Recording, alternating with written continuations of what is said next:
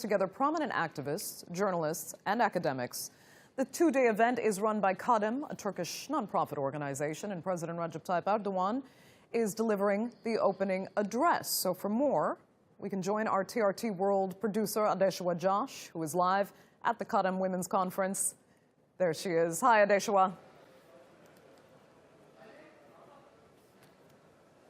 Hi, Andrea.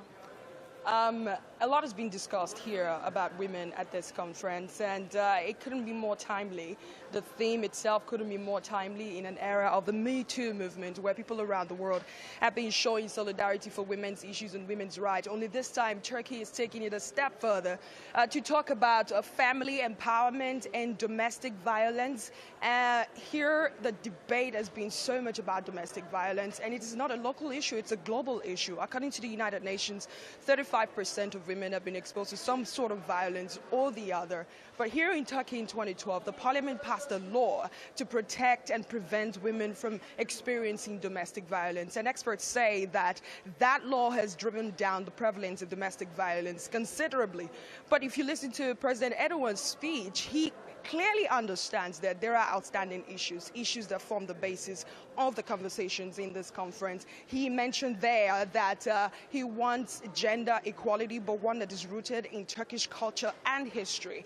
And so we have Kadın, who's been driving that conversation, inviting experts from around the world, including Africa, to come up with a strategy, resolutions to help Turkey strengthen its goal in that area. I have with me an executive board of Kadın, Özgül, Yavuz. Thank you so much for speaking to us on TRT World.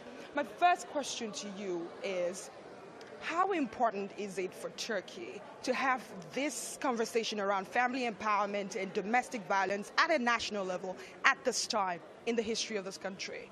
Okay. Thank you very much. Kadın is an NGO. Actually, we can say that it's a young NGO, almost 6 years old, working for the empowerment of the women. But when we say empowerment of the women, of course, we should be discussing about the family issues. Today is the third edition of Women and Justice Summit, and there are people from 16 different countries. So it's an issue, as you said, for many countries, not only for Turkey. It's a world issue, and this is a summit at the world event. We can say that we have people from European countries like Portuguese, Italy, Poland, Spain, France, Belgium, and also Middle Eastern countries like Qatar, Palestine, and also even Asian countries, Malaysia and South Korea, and even from far destinations like Brazil, South Africa, we have speakers. This is showing us that this is an issue, the women issue and the family issue is an issue for all societies and even also for all religions.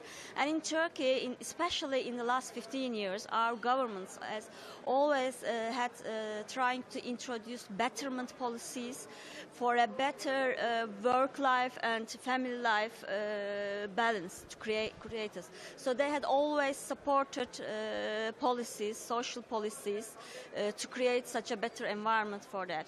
And our president himself is always very encouraging our governments and our NGOs and governmental bodies to be working on that, because he doesn't want these things to be a discourse only. He really wants to see the implementations, the real implementations. He wants to see the policies, so that's why he's always backing this event. He's always encouraging women. Which brings us to my next question. What happens after this shop talk? What immediate steps will your team and the rest of the participants, what steps are you going to take to implement some of these resolutions? Yeah. We have, a special ministry which is taking care of women and family issues and the working life issues.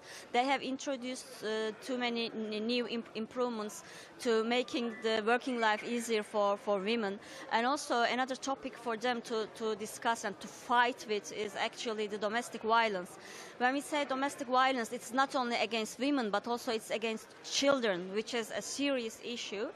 So our ministry is always working with different NGOs like Kadın. We have too many different NGOs, more than 100 women NGOs in Turkey working in these issues, and the ministry is always in strong collaboration with these NGOs. We are sitting at the same table, we are discussing and trying to introduce new policies together with the ministry. So it's a governmental issue, and it's also the society is always helping and trying to do the necessary advocacy for this serious issue.